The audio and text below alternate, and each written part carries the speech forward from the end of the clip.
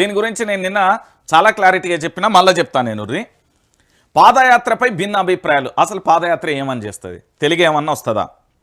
మా రాష్ట్ర భాష అయితే తెలుగు. మేము ఇక్కడ తెలంగాణలో తెలుగే మాట్లాడతాం. మా తెలంగాణ యాస భాష ఏమన్నా వస్తుందా?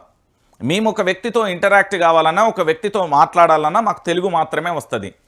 మీరు వచ్చి హిందీలో 4 ముక్కలు మాట్లాడితే మా గిరిజన పల్లెలు, మా గ్రామీణ ప్రాంతాలు, మా పల్లెలన్నిటికీ అందరికీ హిందీ రావాలని లేదు. మా రాష్ట్ర భాష, మా భాషనైతే తెలుగు. ఇక్కడ తెలంగాణలో పుట్టిన ప్రతి ఒక్కరి భాష తెలుగు. సో ఒకసారి మీరు అందరూ కూడా ఆలోచించండి. ఈ మేడం పేరు మీనాక్షి నటరాజన్ అండి. తెలంగాణ కాంగ్రెస్ ఇన్ఛార్జిగా తెలంగాణ రాష్ట్రానికి వచ్చిళ్ళు. ఒక బ్యాగ్ వేసుకొని వచ్చిళ్ళు. పూర్తి స్థాయిలో సింప్లిసిటీకి కేర్ ఆఫ్ అడ్రస్ అంటూ చెప్పారు. కానీ సాటి మహిళ అయ్యుండి గురుకులాలలో విద్యార్థినీలు ఫుడ్ పాయిజన్తో అల్లాడుతుంటే నో కామెంట్స్. నిరుద్యోగులు పూర్తి స్థాయిలో ఉద్యోగుల కోసం ధర్నా చేస్తే నో కామెంట్స్. జర్నలిస్టుల మీద అక్రమ కేసులు అయితే నో కామెంట్స్. తెలంగాణ రాష్ట్ర వ్యాప్తంగా సోషల్ మీడియా యాక్టివిస్టుల కేసులు అయితే నో కామెంట్స్.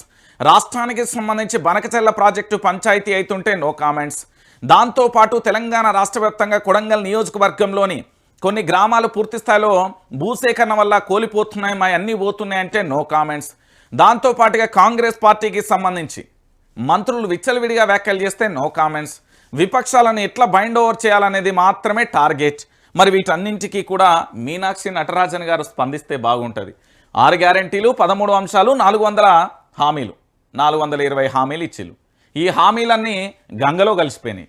తెలంగాణ భాషలో చెప్పాలంటే గంగలో కలిసిపోయినాయి. ఏది కూడా అమలు కాలే. ఆర్టీసీ ఫ్రీ అన్నారు. ఫ్రీ అన్న తర్వాత ప్రభుత్వం ఎన్ని వేల కోట్లు చెల్లించింది? దాదాపుగా సుమారు 6,000 కోట్ల రూపాయలు ఆర్టీసీకి చెల్లించింది. అది ఎవరి పైసలు? ఆదాయం వచ్చిందా? ఏది మొత్తం పురుష ప్రపంచం మొత్తం పోయి బస్సులు ఎక్కింది. దాంతో మహిళలందరికీ ఫ్రీ ఇయ్యంగా మొత్తం ఇన్కమ్ వచ్చేసింది. దాని ద్వారా పూర్తి స్థాయిలో ప్రభుత్వం చెల్లించిందా? దాని మీద ఏమన్నా శ్వేతపత్రం రిలీజ్ చేస్తుందా ఈ ప్రభుత్వం? ఈ మేడం కాదు మాకు పాదయాత్ర చేయాల్సిందే. మా సారు తెలంగాణ రాష్ట్రానికి సంబంధించి గౌరవ కాంగ్రెస్ పార్టీ ముఖ్యమంత్రి యనుమల రేవంత్ రెడ్డి గారు పాదయాత్ర చేయాలి.